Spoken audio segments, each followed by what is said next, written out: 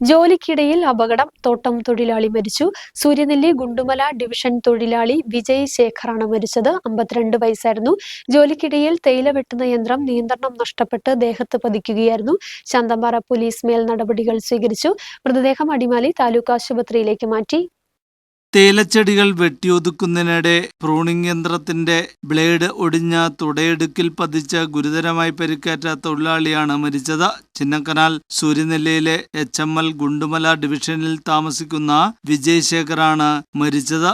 ഇന്ന് രാവിലെ 9:30 ജോലിക്കിടെ പ്രൂണിംഗ് യന്ത്രത്തിന്റെ ബ്ലേഡ് ഒടിഞ്ഞ വിജയ് ശേഖറിന്റെ തുടയിടുക്കിലേക്ക് തുളഞ്ഞു കയറിയത്. ഇരുതുടകളിലും ആഴത്തിൽ മുറിവേറ്റത് കൂടാതെ വൃഷണസഞ്ചി മുറിഞ്ഞു പോവുകയും ചെയ്തു. കൂടെയുണ്ടായിരുന്ന തൊഴിലാളികൾ വിജയ് ശേഖറെ സൂര്യനെല്ലിയിലെ HML ക്ലിനിക്കിൽ എത്തിച്ചെങ്കിലും രക്ഷിക്കാനായില്ല. മൃതദേഹം അടിമാലി താലൂക്ക് ആശുപത്രിയിലേക്ക് മാറ്റി.